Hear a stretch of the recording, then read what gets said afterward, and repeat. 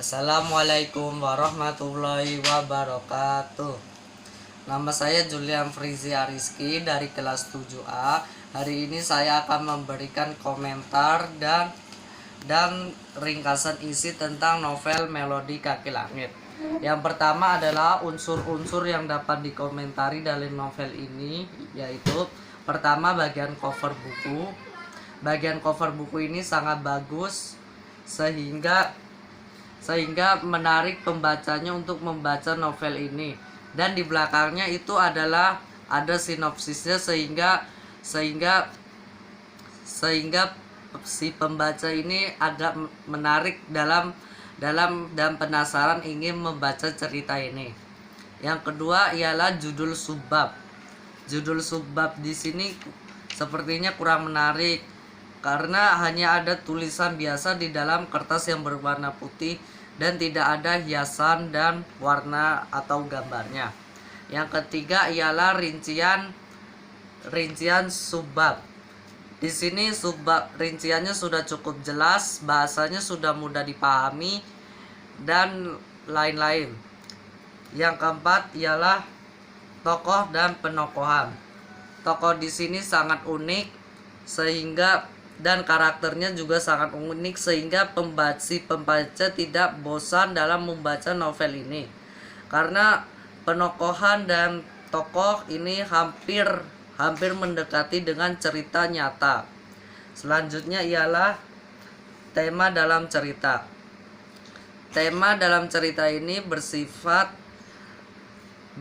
tentang percintaan seperti pada novel pada umumnya, yaitu percintaan. Dan cerita ini sangat menggugah jiwa manusia akan pentingnya lebih memilih kehidupan beragama daripada urusan duniawi. Selanjutnya adalah bahasa yang digunakan. Bahasa yang digunakan dalam cerita ini yaitu bahasanya baku, dan tidak ada bahasa asing dan bahasa tidak baku dalam novel ini. Selanjutnya ialah komentar dari saya. Buku ini berjudul Melodi Kaki Langit yang dikarang oleh Najib Kailani. Tebal halamannya pun mencapai 244 halaman. Menurut komentar dari saya ya, si penulis menggambarkan kisah cinta kepada seseorang dan cinta kepada agama barunya. Cerita ini merupakan seorang anak yang bernama Irian yang merupakan anak dari pendeta Kristen yang bernama Carlo yang merantau ke negeri timur atau Dubai. Sesampai di negeri timur, ia menemukan cinta seseorang yang bernama Syams dan cinta kepada agama barunya dan kebudayaan Dubai. Selanjutnya di negeri timur, seorang anak ini meninggalkan keyakinan lamanya yaitu agama Kristen dan menggantikannya dengan keyakinan baru yaitu agama Islam. Si penulis juga ingin menegur tentang kebudayaan barat atas kepentingan masalah duniawi daripada masalah kepentingan agama. Novel ini merupakan jawaban atas carut-marutnya modernisasi yang diagungkan oleh budaya barat. Bahasa yang digunakan dalam novel ini sangat bagus dan mudah dipahami. Sangat simpel. Novel ini memiliki isi yang bagus dan dapat menggugah jiwa sehingga dapat menarik perhatian bagi pembacanya. Buku ini sangat menarik penyajiannya sehingga banyak yang minat dalam membaca dan si pembaca itu tidak dapat bosan dalam membaca cerita ini. Tidak membosankan pembaca dalam membaca cerita ini. Kurang lebihnya itu komentar yang saya sampaikan. Sekarang saya akan menyampaikan ringkasan isinya. Di negeri Italia ada seorang keluarga yang bernama Carlo ayahnya Irian, dia adalah pendeta Nasrani di negeri tersebut. Irian adalah anaknya yang pertama. Anak pertama. Setelah mendapat tugas band di daerah Dubai, Irian akhirnya mempersiapkan dirinya untuk berangkat ke sana. Dan kemudian Irian menaiki pesawat pada pukul 7 pagi dan sesampai di Dubai mungkin pada pukul 12 siang. Setelah itu Irian menaiki taksi dan melihat kehidupan di Dubai. Betapa ia terguncangnya melihat kehidupan di Dubai dan kalah jauh berbedanya dengan kehidupan yang di Roma, Italia. Selanjutnya Irian bermain band dan mencintai seorang penari yang bernama Syams. Syams adalah penari di Dubai yang sangat populer di sana. Sehingga Irian mengutarakan cintanya kepada Syams.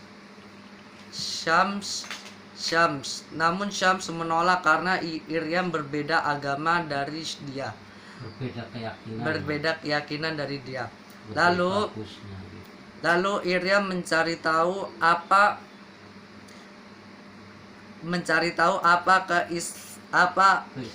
keistimewaan Islam itu. Kemudian Irian pun membeli buku-buku agama Islam dalam bahasa Inggris. Lalu kemudian Irian pun dikirim ke sekitar pondok pesantren untuk diajarkan agama-agama di sana. Setelah masuk Islam, Irian mengganti namanya dengan Abdullah. Dan sesampai masuk Islam, ia pun menulis surat untuk ayahnya bahwa dia menyatakan telah memasuki Islam, memeluk Islam. Lalu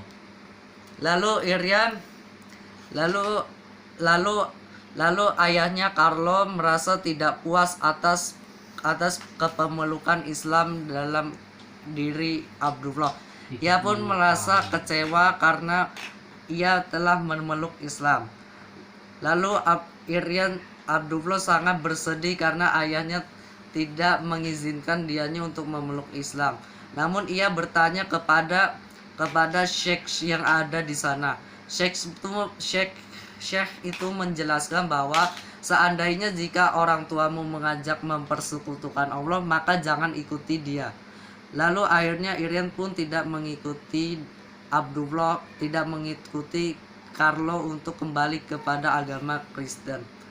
Lalu semenjak Abdullah masuk Islam, Carlo mengirim seseorang ke sana bernama Sofia untuk mengembalikan keyakinan Islam kepada keyakinan lama, yaitu Kristiani. Lalu kemudian Sofia dikirim ke sana dan Sofia bertemu dengan Syams, yaitu penari yang menggugah jiwa Irian. Lalu Sofia pun pulang ke hotel. Setelah itu Sofia pun terkejut akan penampilan Irian yang seperti orang Arab pada sebelumnya. Sofia pun mengejek Irian karena sudah berubah keyakinannya, sehingga ia pun menyesal karena ia telah mengkhianati cintanya yang Irian dulu lakukan. Syams merasa senang karena Abdullah telah memeluk Islam. Akhirnya Syams mengutarakan cintanya kepada Abdullah. Namun Abdullah menolak cinta Syams karena Syams diyakini adalah orang yang menjalankan agama dengan setengah-setengah. Lalu kemudian Abdullah menikah dengan wanita pilihannya yang berasal dari Persia yang bernama Maisun. Maisun ini adalah wanita yang berasal dari Persia. Ia adalah seorang anak dari Ustadz.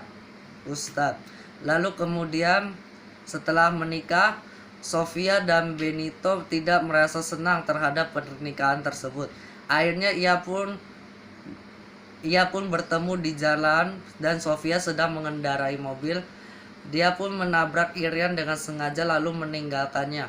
Atas itu polisi langsung langsung mencari bukti atas kecelakaan kronologi Abdullah tersebut. Lalu setelah ditemukan bukti bahwa Sofia dan temannya Benito adalah orang yang bersalah.